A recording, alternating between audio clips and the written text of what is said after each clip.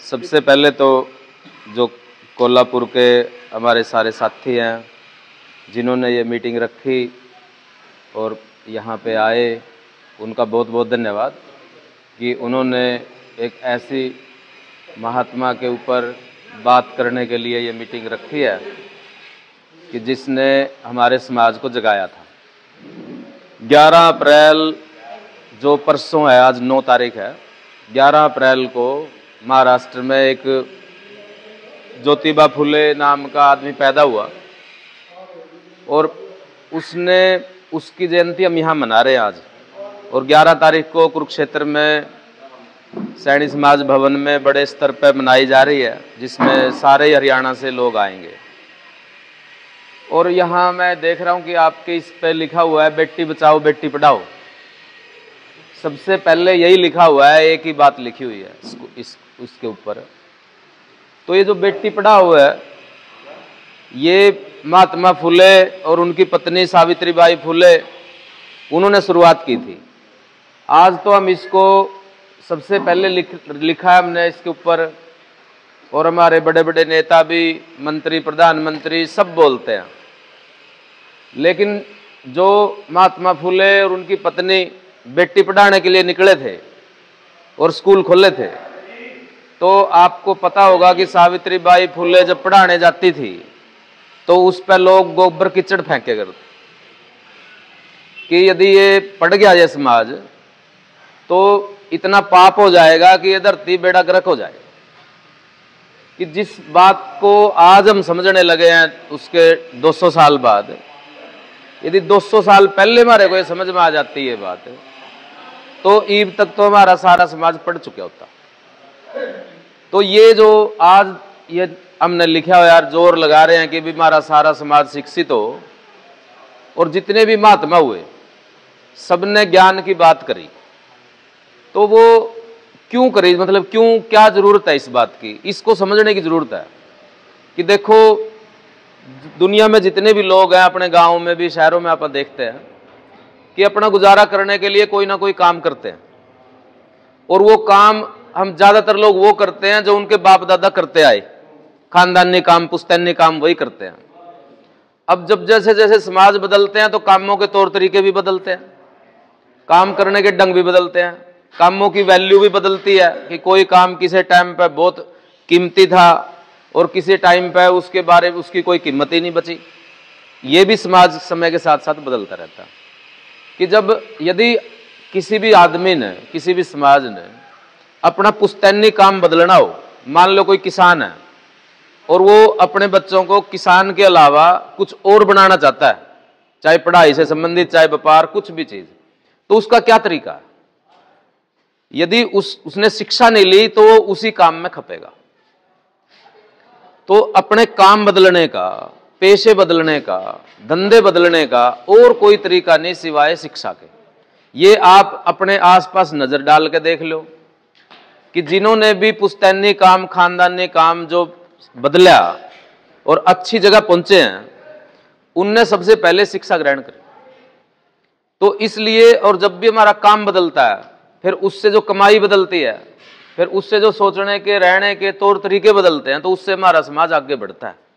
इसलिए शिक्षा का महत्व सारी दुनिया में माना गया, चाहे कोई परिवार हो।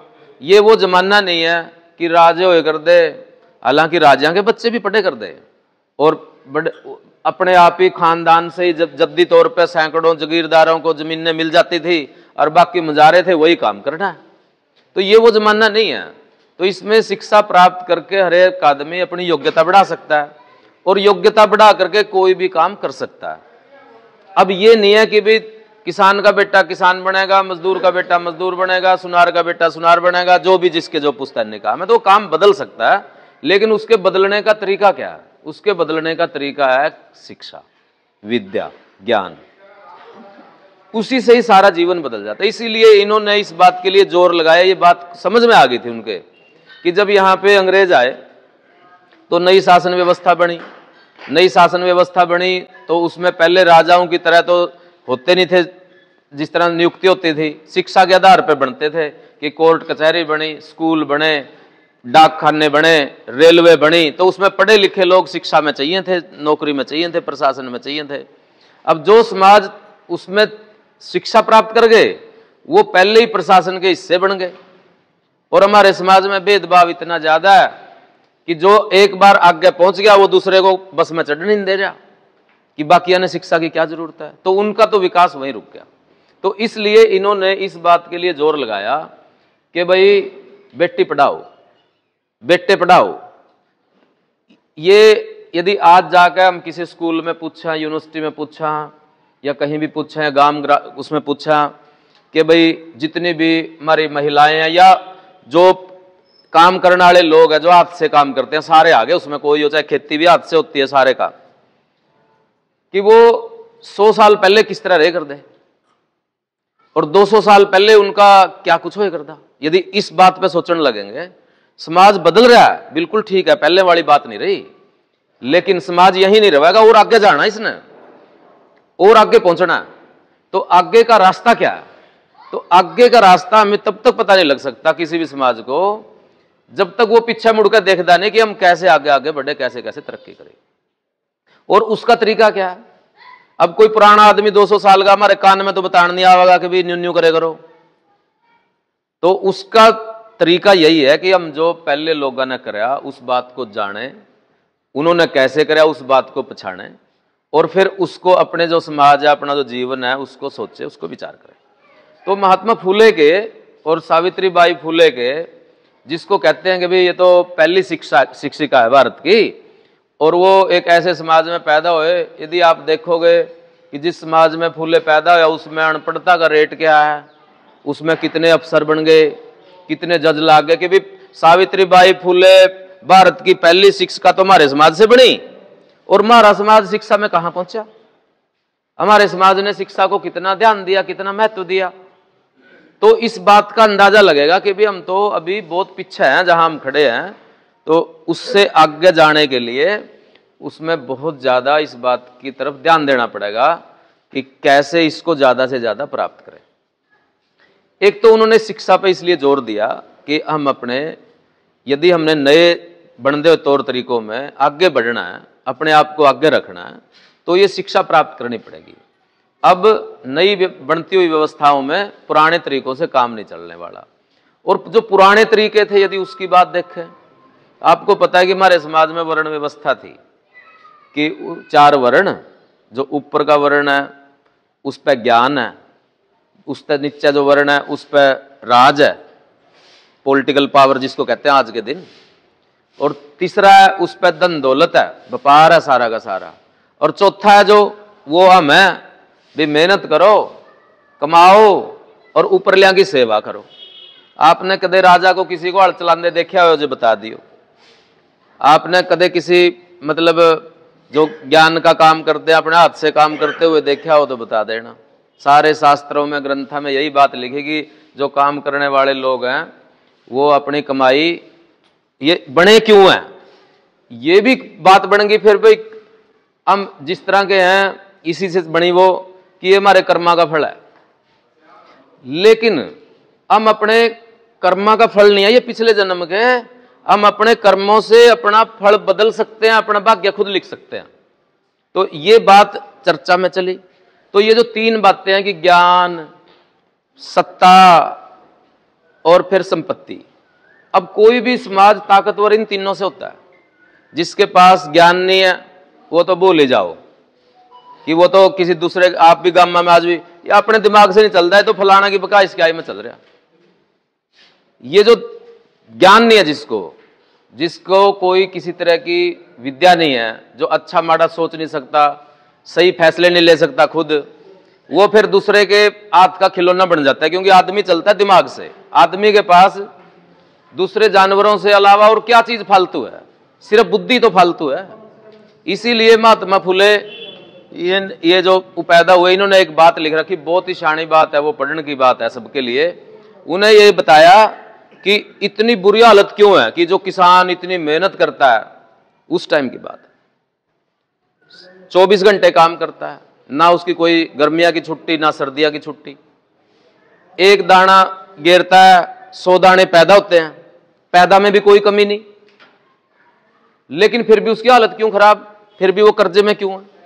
ये क्या वजह है कि पैदावार भी पूरी है, काम भी पूरा कर रहा, कोई फजूल खर्ची भी नहीं कर रहा, कोई उसने इतने महल चबारे बंगले भी नहीं बना लिए, ऐशो आराम भी नहीं कर रहा, फिर भी उसकी हालत खराब क्यों है? तो उसने ये सारी बातों का निचोड़ बताते हुए एक लाइन लिखी। वो एक उसकी किताब है, किसान का कोड़ा, किसान का कोड़ा, कि किसान पे किस किस चीज के कोड़े लग गए, कि कौन सी चीजा में किसान मरया पड़ा। तो उसमें उसने जोड़ बताया उस बात का, शिक्षा पे जोड़ देते हुए उसमें उन्होंने कहा कि विद्या बिना मति गई, कि विद्या के बिना मति गई। मति मतलब बुद्धि, बुद्धि का विकास नहीं होया कि अपने ज्ञान नहीं लिया। और जिस आदमी का बुद्धि का विकास नहीं होता, आप सोच ले उसने गांव में क्या कमा, उसके बारे में गांव की क्या धारणा है, और वो अपनी जिंदगी कैसे चलाता है। जिसका बुद्धि का विकास नहीं होया, उसकी उस बंदे के बारे में आपकी नजर में जरूर कोई ना कोई आपने लगा रखा होगा, एक बार उसको सोच लो। विद्या बिना मति गई और मति बिना नीति गई। और यदि बुद्धि का विकास नहीं होया तो नीति चली गई, योजना नहीं बना सकते आप, कोई प्लान नहीं कर सकते, कोई चिंतन नहीं कर सकते, कोई विचार विमर्श नहीं कर सकते, सोच नहीं सकते अपना आज्ञा का भला बुरा, यदि बुद्धि का विकास नहीं है। विद्या बिना मति गई, मति बिना नीति गई, और नीति बिना गति गई। यदि नीति नहीं है आपके पास, चिंतन नहीं है आपके पास, कोई योजना नहीं है, अपना अच्छे भले बुरे का कोई है नहीं स्कीम आपके पास, तो क्या बनेगा? फिर आपकी गति नहीं होने की, प्रोग्रेस नहीं होने की, तरक्की नहीं होने की। जहां है वहीं रहेंगे, और कभी आदमी जहां है वहां रहता नहीं, फिर वो पीछे जाएगा, पिछड़ेगा। फिर वो या तो आदमी आगे बढ़ता है या पीछे जाता है, खड़ा नहीं रहता। ये खास बात है। गति गई, नीति बिना गति गई, और गति बिना वित्त गया। यदि आपकी तरक्की नहीं है, वित्त मतलब धन दौलत संपत्ति संसाधन, फिर ये गए। यदि आपकी तरक्की नहीं है तो फिर ये नहीं आएंगे आपके पास, सीधी सी बात है। और वित्त गया, और वित्त के बिना सुधर गए। ये जो मेहनत का समाज है, ये बिना धन के, बिना संसाधनों के तरक्की नहीं हो इसकी गया। और इतने अनर्थ एक अविद्या ने किए, एक अज्ञान ने इतने अनर्थ करे। यानी कि सारी चीजों का कारण तो है विद्या ही, संसाधनों का, बुद्धि का, संपत्ति का, ये सारा उसने एक ही लाइन के अंदर ये बात बताई कि देखो क्या करते हैं हम, ये काम करते हैं वो काम समझ जाता है, लेकिन कुछ काम ऐसे होते हैं एक करते हैं तो 20 समझ जाते हैं। एक ही काम करने से 20 चीजें अपने आप ठीक हो जाती हैं। तो उसमें इन्होंने उस बात को बताया कि विद्या एक ऐसी चीज है जिससे यदि आप सिर्फ विद्या प्राप्त कर लेते हो तो आपके 20 काम समझ जाएंगे। आज भी सबसे बड़ी समस्या ये है हमारे समाज की, जो मेहनत करने वाला, कि बालक पढ़ दे नहीं जी, कि बालक ये नहीं कर दे जी, बालक कहना नहीं मान दे जी, बालक जी मोटरसाइकिल मांगे मेरा ब्योत नहीं मैं कड़े दूं। यह समस्या आज भी सबसे बड़ी। तो ऐसा क्यों है? यदि हम अपने परिवारों में थोड़ा सा नजर डाल के देखेंगे, अगर भाई के कुछ हो रहा, क्यों इस तरह की बातें हो रही, तो हमें ये बात समझ में आएगी। सबसे बड़ी समस्या हम पढ़ाते हैं तो माँ बाप आते हैं कि जी क्या करूं, मेरी तो मानदा नहीं, आप समझाओ। सबसे बड़ी समस्या यही बनी हुई है। तो ऐसी क्या बात है कि जो बंदा 16 साल का 18 साल का हो गया, उसको समझाने के लिए दूसरा आदमी बुलाना पड़ रहा, माँ बाप के हाथ में बात नहीं। तो माँ बाप के पालन पोषण में क्या कमी रही? क्या उसके घर में ऐसी कमी रही, उसकी शिक्षा देने में कौन सी कमी रही कि भी उसके बच्चे उसके कहने से बाहर हो गए, या अपनी अच्छी बात नहीं सोच सकते, नशेड़ियों के चक्कर में पड़ गए, या गलत कंपनी में फंस गए, कि उसकी बुद्धि का विकास हमने इतना क्यों नहीं करा अपने। उसके लिए अपने आप नहीं होता, वो परिवारों में उसके लिए माहौल बनाना पड़ता है। यदि हमारे परिवार के अंदर कदे इस तरह की, जिस तरह की आप बात कर रहे हैं, इन महापुरुषों की बात ही नहीं चलेगी, तो आप क्या सोचोगे भी अपना घर कोई महापुरुष पैदा होगा। यदि अपना घर कोई बात भाई फोटो लग रही है, यो कौन था भाई, यो ज्योतिबा फुले था, इसने क्या कराया था भाई, इन्हें ये बातें सोची थी। बालक तो सवाल पूछेंगे, अपना घर लग गया होगा कुछ, तो आप बतावांगे इसने पढ़ लिख कर न्यू कराया था, ये बिल्कुल गरीब था और इसने न्यू मेहनत करी, सारी दुनिया का इतिहास पढ़ा, क्रांतियां पढ़ी और फिर ये बात कही, तो बच्चे का समझ में आवेगी। और अगर मैं दूसरी फोटो लग रही होगी तो उसके बारे में पूछेगा तो आप फिर उसके बारे में बताएंगे, फिर वो उसकी सोचेगा। तो इसलिए जो हमारे परिवारों का माहौल है वो बदलने की बात है। मैं ये ज्योतिबा फुले का संदेश है।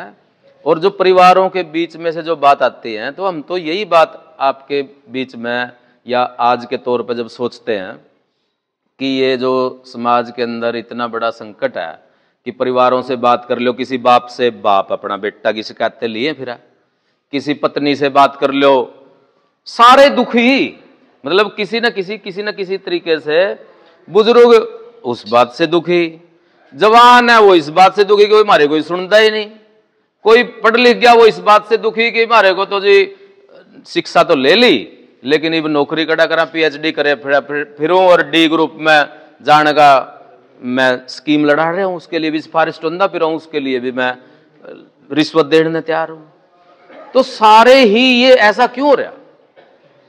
तो जब इस बात के ऊपर मता मंथन होगा, बातचीत करेंगे, तो ही तो बात बनेगी कि इन इतनी गरीब जगह से पैदा हो गए, ये बात लिख दी अकबी नारी और पुरुष सबको ही मानवीय अधिकारों को उपभोग करने का अधिकार है। फिर आप देख लो क्या हमारे घर में है ऐसी बात ना? लड़कियों के लिए अलग बात है, लड़कों के लिए अलग बात है। यही हमारे समाज में कि एक समाज तो ऐसा है जिसके पास सारी चीज है कि विद्या न्यारी है, स्कूल भी बढ़िया है, ट्यूशन पढ़ाने वाले न्यारे हैं, फिर सिफारिश वाले न्यारे हैं, बड़े शहरों में रह रहे, अंग्रेजी बोलने जाना, उनके तो तरक्की के सारे रास्ते। और एक समाज ऐसा है हमारा कि जिसके पास घर नहीं, घर में तो लाइट नहीं, लाइट है जो एक के घर में 4 आदमी रह रहे, क्यों पड़ेगा उसे में डंगर भी बंध रहे, कोई माहौल नहीं। यदि ऐसे बंदे की और ऐसे बंदे में कंपटीशन होगा तो कौन जीतेगा? सबने पता मेरिट किसकी आवेगी। इतनी बुरी स्थितियां में पड़ के कोई दूसरे उसमें कैसे तरक्की कर जाएगा? तो महात्मा ज्योतिबा फुले और सावित्री बाई फुले, उन्होंने इन बातों पे सोचा था जो उनके टाइम में उनके सामने समस्या थी। और हमारे समय में वो समस्याएं तो नहीं है, लेकिन समस्याएं तो हैं। और उनके सोचने का तरीका जो इन्होंने सोचा था, वो तरीका हमारे आज भी काम का है। तो उन्होंने ये बताया कि हमारे एक तो अशिक्षा की बात है, एक जो हमारे परिवारों के अंदर जो परिवारों में भेदभाव है, चाहे वो लड़का लड़की को लेकर के है, फिर वो समाज में भेदभाव है जात पात को लेकर के है, तो इतने टुकड़े टुकड़े टुकड़े टुकड़े कर रखे हैं समाज के कि एक ताकत बनती नहीं। कि हमारी आदि शक्ति तो घर बैठी है, जो काम कर सकती है, अच्छे स्वस्थ है, सारा कुछ है, ऐसे कहेंगे किसी औरत ने पूछ लो, हम तो कुछ नहीं करते, सारा दिन बेले, तड़की तो पूछ लो, सवेरे उठे चाय बनाने से लेकर रात तक कोई फुर्सत नहीं, लेकिन कहेंगे क्या? कुछ नहीं करते, करा रहे हैं बस बेले। अपना जो काम है उसकी कीमत नहीं लगा रहे हम। न्यू हमारे दूसरे लोग हैं कि देखो जी, हमने तो जो हम कर रहे हैं, हम तो कुछ भी नहीं, हम तो मौज में, हम तो कुछ करते नहीं जता ना मिलेगा के, जो अपने काम की कीमत नहीं लगा रहे। अपने काम की कीमत, औरतें हैं, बालक पालना आसान काम है, जो सारी सृष्टि आगे चल रही है जिस बात की वजह से, जिससे सारे दुखी है कि अच्छा पालन पोषण नहीं होया, अच्छे संस्कार नहीं मिले, इसलिए सब कुछ हो रहा, तो वो कोई काम ही नहीं है अपने लिए। तो इसलिए ये जो बात है कि एक तो भेदभाव की बात है, चाहे किसी भी आधार पर हो, और दूसरा अज्ञानता की बात है कि हमारी कमाई का कितना बड़ा हिस्सा अज्ञानता के कारण क्या ही में चला जाता है। अब यदि हम अंधविश्वास में फंसे हुए हैं तो किस तरह तुम्हारे बच्चे, यदि हम ये बताएंगे बच्चे ने जो पुरानी कहानियां थी कि भाई मुंह से कोई पैदा होया, सूरज निकल गया, वगैरह वगैरह बातें हम सारे सुना, उस बात को मेरे कहने की जरूरत नहीं। भाई सूरज घूम रहा है, धरती घूम रही है, तो कंपटीशन में किस तरह फर्स्ट आवेगा वो? जब आप यहाँ वो उल्टा ज्ञान देंगे उनको, वहां तो सवाल दूसरे पूछे जाएंगे। तो इस तरीके से जितनी भी सारी ये बातें अंधविश्वास की, पाखंड की, जिसमें हम फंसे हुए अपना टाइम बर्बाद कर रहे हैं और अपना पैसा भी बर्बाद कर रहे हैं। अपनी कमाई का 20% से भी ज्यादा, यानी कि चौथा पांचवा हिस्सा इसी चीज पे हम खर्च कर देते हैं जो हमारा कोई काम नहीं आना। तो उसी पैसे को यदि हम अपने समाज के लिए, अपने समाज की विद्या के लिए, पढ़ाई के लिए, अपने परिवार के लिए खर्च करते हैं तो उसका जीवन स्तर सुधर सकता है। और अपन जो भी काम करते हैं वो इसीलिए करते हैं कि हमारी जो अगले पीढ़ी, अगले जो है वो सुख से, उनके लिए हम कुछ आराम की चीज बना सकें। लेकिन उस कमाई के अंदर अपने आप ही फाड़ लग रहा है, अपने आप ही चोरी हो जाता है वो। और बहुत खुशी से मैं एक बात बताऊं आपको, कोई आदमी आपकी जेब से 1 रुपया भी निकाल लेगा, आप निकालने नहीं दोगे, उसी टाइम उसको पकड़ेगी जेब कतरा। लेकिन अंधविश्वास में फंस के आप 1000 2000 न्यू हाथ जोड़ के दिया होगे और बहुत खुशी खुशी के बिना कर्जा लेकर भी दिया होगा। बहुत सारे ऐसे रिवाज हैं जो हमारे को, जिनकी जरूरत नहीं, जिनको हम न्यू डो रहे हैं, जिन्हें पूछे क्यों कर रहे हो, पता नहीं, बस बाप दादे करते आए। इसीलिए ये कहा कि भी बुद्धि, ये जो बुद्धि का विकास है कि अपनी जो भी हम कर रहे हैं उसको सोचो, उसको देखो, अपने जीवन के अंदर उसको, उस पर बात रखो कि भाई जो बात हमारे लिए सही नहीं, आप उसको कर क्यों रहे सिर्फ इस बात के लिए जिसमें हमारा टाइम भी खराब हो रहा, या तो कोई परिवार का हमारा कोई मान सम्मान, कोई इज्जत, कोई कमाई, कुछ तो होता हो, सिर्फ इसलिए लग रहे हैं। अब भाई पता नहीं न्यूए कर दे आए भी मारे। तो वो एक सुनाई थी उसने, हमारे एक साथी है, उसने एक बात सुनाई, अंधा था और उसका शादी होगी तो वो भी अंधी थी जिसका गला शादी हुई, वो रोटी बनावे थी और कुत्ता खा जाए करता, रोज लेकर ठा कर तरीका काटा कि वो बारना में बैठ गया, जो अंधा था वो डंडा पिटते जाए करता, कुत्ता आवे नहीं था और वो पेंडा छूट गया उसका। अब उनका बालक हो गया, बालक तो अंधा नहीं था, जो उसका भी बालक हो गया, ब्याह हो गया तो वो रोटी बना दी, वो डंडा पिटदा और वो उसकी घरवाली है, ये थारा की चीज है, ये तो लग रहा पिटनी इसने डंडा ने बारणा में बैठ के। तो कहता मारा न्यू चलता है, हमारा तो रिवाज है यो। तो वो उस पर टीका नहीं गया बहू पे, वो अपना ससुर लगा गई। अग भाई ये न्यू कब है, कहता मैं तो अंधा था, इसका तो आंख लग रही, मैंने तो सिर्फ ये कुत्ता था बचने खातिर डंडा घुमाई करता, यो क्यों करा है यो काम भी, तेरे भी आंख इसके भी आंख।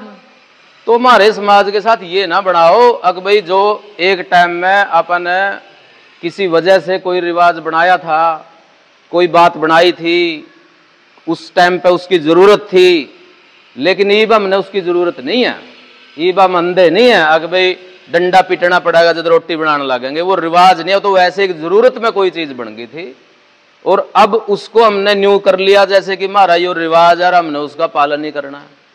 तो ये जो अंधविश्वास है, बिना सोचे विचारे कोई भी काम करते रहना, ये सही नहीं है हमारे समाज के लिए। ये बात इन्होंने कही कि धीरे धीरे हम ऐसे कामों में फंस जाते हैं जिससे कि परिवार का और का कोई भला ही नहीं होता। तो ज्योतिबा फुले का तो यही संदेश है कि शिक्षा प्राप्त करो, ज्ञान प्राप्त करो, ज्यादा से ज्यादा अपने आसपास समाज के बारे में सोचो और जो उसमें फैली हुई बीमारियां, कुरीतियां, बुराइयां, रूढ़ियां, भेदभाव हैं, उन सबको दूर करो। किसी के साथ ऊंच नीच ना बरतो, सारे आदमी उस परमात्मा के बनाए हुए, जब उसे ने नहीं भेद करके भेजा तो हम कौन है, फिर ये किसने बनाए, ये भेदभाव किसने करे कि किसी को छोटा बना दिया, किसी को बड़ा बना दिया, सब में एक तरह का खून चल रहा है, एक तरह के हाथ पैर, तो फिर ये ऊंचा नीचा क्यों बनाया। तो ये जो भगवान की बनाई हुई नहीं है ये सिस्टम, ये आदमियों ने अपने स्वार्थ खातिर बनाए। उसको समझो, उसको पछाणो। अग भाई अब इस बात का टाइम नहीं है, ये ऊंच नीच में भरोसा करना, विश्वास करना, उसको बहुत अच्छी चीज मानना, ये कोई अच्छी बात नहीं है, ये इंसानियत के लायक बात नहीं है। तो ये बात इन्होंने कही कि भी सबको बराबरी की, औरतों को भी और जातियों को भी, इन सब चीजों को मानो। तो ऐसे उन्होंने अनेक बातें कही। आपके सबके बालक पढ़े लिखे हैं, शाणे हैं, वो सारा पढ़न जाना है, तो इनकी कोई फोटो आप अपना घर लगाओ, इनके विचार लगाओ, ताकि आप भी उनको बच्चों को भी कभी इसमें पढ़ के सुना भाई क्या है। आपको जरूरत नहीं होगी, लेकिन आपके बच्चे पढ़ लेंगे इस बहाने से, अपने सुनने के लिए, अपने उसके लिए। तो परिवारों में जो ये क्यों, मैंने तो ये देखा, अपने परिवार में देखा और पड़ोस में भी देख रहे हैं, सारी जगह देख रहे हैं कि हमारे समाज में ज्ञान की चाहना नहीं है, भूख नहीं है। इसीलिए घर में एक आड़ी छोटा से छोटा मकान होगा, दीवालान की भी पा जाएगी, बड़ा होगा तो एक मंदिर पा जाएगा, एक अलमारी पा जाएगी, फोटो मूर्ति पा जाएगी, सब पा जाएंगे।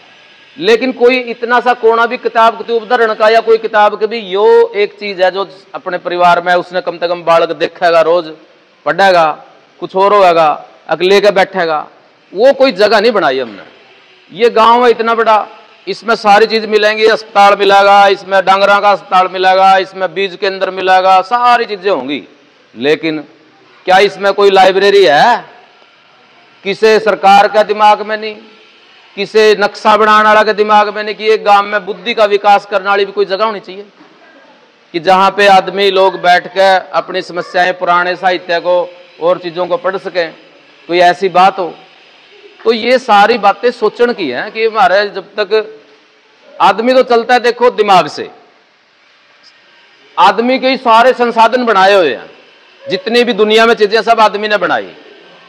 और आदमी किसने बनाया, आदमी का विकास कैसे होया, वो बुद्धि कैसे चलता है। इसलिए बुद्धि के विकास के लिए भी अपने प्रयास हमारे को करने चाहिए। यही इनका संदेश है, यही इनकी बात है। आप ये देख लो लिख रखे हैं, उसमें भी यही बात दे रखी हैं। इनकी जो और चीजें पढ़ोगे आप, एक तक एक पढ़ी है, इन्होंने बहुत सारी किताबें लिखी। इसीलिए लिखी थी कि दूसरी किताबें तो इस समाज को पढ़ने देवे थे, ना पढ़नी आंदी संस्कृत में। जो लिखे हुए ग्रंथ हैं वो तो हमारे बस से बाहर है, ना ही उसको पोथी में बांधे कि ना ना ये इन्हें पढ़ने नहीं। उसकी कहानियां भी हैं कि जब पढ़िया जाए फिर उसका गिले के बनी। और जो हम पढ़ सकते हैं, हम कम से कम अपने जीवन के बारे में उसको देखने की जरूरत है, उसको देखने की जरूरत है। ऐसे ही समाज तरक्की करता है। ऐसे ही इन्होंने अपने समाज से देखो कहाँ महाराष्ट्र में पैदा हुए 150-200 साल पहले, और आज और आप उसका जिक्र कर रहे हैं। 11 तारीख आवेगी, प्रधानमंत्री भी हाथ जोड़ेगा और राष्ट्रपति भी हाथ जोड़ेगी। इससे ऊपर तो कोई भारत की सरकार और सत्ता नहीं। सारे लोग इनको नमन करेंगे कि आपकी वजह से हमारा समाज तरक्की कर गया, नहीं तो हम तो न्यूए कुर्डी धोखते फिरा थे अभी तक। अगर भाई जो भी कबाड़ था उसने घर हंस जाके बैठे हुए थे, तो आपने हमारे मन का मैल, बुद्धि का मैल काटा। उस मन के मैल को, बुद्धि के मैल को, उसमें व्याप्त बुराइयों को हमारे को ये शिक्षा दी, इसलिए हम आपको नमन करते हैं। और ये जो इनका संदेश है कि जो अपने मन के अंदर जो हमारे को इंसान होने से रोकता है, उसको उस पर विचार करें कौन सी बातें हैं वो, और उनको निकालने की कोशिश करें, बस यही बात है। तो यही इनका समाज सुधार है। और कोई इन्होंने किसी को तबीज दिया नहीं, अगर भाई ले ये बबूत ले ले और तेरे सारे समस्या ठीक हो जाएंगी, ना, अपना आप करना पड़ेगा खुद। जो आदमी ये मानना है कि मन ने करना है, मेरी समस्या मैं ही समाधान करूंगा, वो कहा इन्होंने। ये नहीं कहा कि ना ना मेरी शरण में आ जाओ और धारा सब कुछ ठीक हो जाएगा, ना। ऐसी तो किसी आदमी पे भी ऐसी विद्या नहीं दुनिया के अंदर कि जो दूसरे की समस्या के समाधान करेंगे। तो ये इन्होंने हर एक आदमी को सक्षम बनाने के लिए, ताकतवर बनाने के लिए ये मंत्र इन्होंने दिया कि शिक्षा प्राप्त करो, और शिक्षा प्राप्त करो और अपने समाज को आगे बढ़ाओ, अपने परिवार को आगे बढ़ाओ। उसी में ही मानवता का विकास है, उसी में ही मनुष्यता का। हम दुनिया में जो पैदा हुए सिर्फ इसलिए तो नहीं हुए कि भी सारी उम्र में यदि 100 साल जीवांगे कि भी हमने 10 क्विंटल 20 क्विंटल चून खाना, इसलिए तो नहीं पैदा हुए भाई। अनाज ही खाना इसलिए तो पैदा नहीं हुए। हम खुद पैदा करते हैं, किस लिए पैदा करते हैं कि हम जिंदा रहें। और जिंदा क्यों रहे? ताकि सारा समाज ही सुख से बच सके, चैन से बच सके। मकसद तो बड़ा है। यदि सिर्फ जिंदा रहने की बात आ गई तो हम डांगरा की श्रेणी में ही आ गए, उसके स्तर पे ही आ गए। अब आपको यह भी पता है कि भी सारा समाज जो है वो हमेशा ये नहीं करता। देखो रोटी तो कुत्ते भी खावे कि उन खातर कोई चूल्हे चढ़ावे अलग से, आप बताओ। कोई उनके लिए स्पेशल बनावा है? आप अपने लिए बनाते हैं 2 रोटी उनकी भी। ये जो वो है ज्योतिबा फूले का जो संदेश है कि आप अपनी मेहनत करो, अपनी समस्याओं को खुद सुलटाओ, खुद समझाओ, इस चीज के ऊपर उन्होंने अनेक बातों में जोर दिया। तो मैं ये उम्मीद करता हूं कि भी इस गांव में जो हमने आज ये बात करी है कि देखो प्रोफेसर धर्मेंद्र ने भी यही बात कही। अब भी देखो जो हमारे सिख गुरु है इतने आदरणीय है, उनकी कितना त्याग कुर्बानी है, उनको याद करते हैं। हम क्यों याद करते हैं? उनके जन्म पे झांकियां निकालते हैं। क्यों निकालते हैं? ताकि हमारे को उससे प्रेरणा मिले, हम कुछ समय के लिए अपने अंदर ताकत महसूस करें, इसलिए करते हैं। बाबा साहब भीमराव अंबेडकर हैं जिन्होंने इतना बड़ा संविधान दिया, जिसकी वजह से आज हम बराबर हैं, सारे स्कूल में जाने का और सारी चीजों का मौका मिला। कोई भेदभाव नहीं है किसी तरह का, कोई गरीब हो चाहे अमीर हो, सबको एक ही वोट का अधिकार है। कोई कमी नहीं है किसी के अंदर, सब बराबर है राजनीतिक तौर पे, सबकी शक्ति बराबर है। उनकी भी जन्म जयंती पे जुलूस झांकियां निकलती हैं। तो ये जो अपने अपने समाज में प्रेरणा देने के लिए, अपने बच्चों को प्रेरणा देने के लिए सारे समाज जब इस तरह से बात करते हैं, तो ज्योतिबा फूले, सावित्रीबाई फूले का जो समाज है, जिस समाज में वो पैदा हुए, वो भी उसकी झांकियां, उसकी उत्सव क्यों ना मनाएं? ये तो हमारे त्योहार हैं। यदि इन त्योहारों को मनाएंगे तो हमारे परिवारों में इनकी चर्चा चलेगी, बात चलेगी, इनके संदेश चलेंगे और हमारा समाज एकदम ज्ञान की रास्ते पे आगे बढ़ेगा। तो इस तरीके से ये एक बड़ा गांव है, इसके आसपास इतने गांव जुड़े हुए हैं, सारे मकान भी पक्के हैं, सारे ठाठ हैं। लेकिन कमी किस बात की है? शिक्षा की कमी है। क्योंकि मैं यूनिवर्सिटी में पढ़ा रहा हूं कि जी इतनी नौकरी निकली, इतनी निकली, ये जो बीसी की कैटेगरी है इसमें तो फार्म आए 10। क्या आप सोचो इसमें बेरोजगारी नहीं है? तो पढ़ाई नहीं है इसीलिए कम आए, क्योंकि पढ़ाई नहीं है। छोटे छोटे काम करके कोई पेंटिंग कर रहा, कोई कुछ कर रहा, कोई कुछ कर रहा, अपना गुजारा कर रहे। तो जब तक ऊंची शिक्षा प्राप्त नहीं करते, जब तक ज्ञान के उसको प्राप्त नहीं करते, कोई समाज तरक्की नहीं कर सकता। वो सिर्फ गुजारा तो कर सकता है, जिंदा तो रह सकता है। तो ये बात सोचने की जरूरत है कि इनका जो संदेश है उसको किस तरीके से आप आगे बढ़ाएंगे, उसके काम करेंगे। तो इसी के साथ आपका बहुत बहुत शुक्रिया जो साथियों ने इस गांव के अंदर ये शुरुआत करी है। और माता सावित्रीबाई फूले का जन्मदिन भी आप मनाओगे, इनकी पुण्यतिथियां भी मनाओगे और पूरे उसके साथ मनाओगे अपने सारे दोस्तों को, मित्रों को। क्या हमारे इतने भी गांव में 5 आदमी भी नहीं है हमारे के भी जो हमारे कहने की वजह से 1 घंटे के लिए आ जाएंगे? क्या की तो रिश्तेदारी है, किस बात की दोस्ती है, किस बात के संबंध है? तो अपने हौसले के साथ, अपने उत्साह के साथ कि हम कोई पाप करने नहीं जा रहे, हम कोई ऐसा वो काम करने जा रहे हैं कि उसके ऊपर बात करने के लिए एक दिन, एक समय हम जरूर निश्चित करके उसको करें।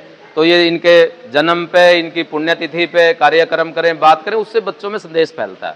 आप अपने स्कूल के अंदर, यहाँ इसके अंदर बिठा करके कोई कंपटीशन करवा सकते हो बच्चों में, उनमें गुण पड़ेगा। जो इधर उधर घूम रहे हैं उनको कोई काम दे सकते हो कि भाई ये काम करो, इस काम को करके देखो, इसमें फर्स्ट काटेंगे, सेकंड निकाल लेंगे, कंपटीशन की भावना पैदा होगी, अच्छी चीज में लगेंगे गांव के बच्चे। तो इसमें क्या नुकसान है हमारा? तो इसलिए इस तरह के काम करने की जरूरत है। आपका बहुत बहुत शुक्रिया, बहुत बहुत धन्यवाद कि आपने ये काम किया और हमें भी अपने बीच में शामिल करें।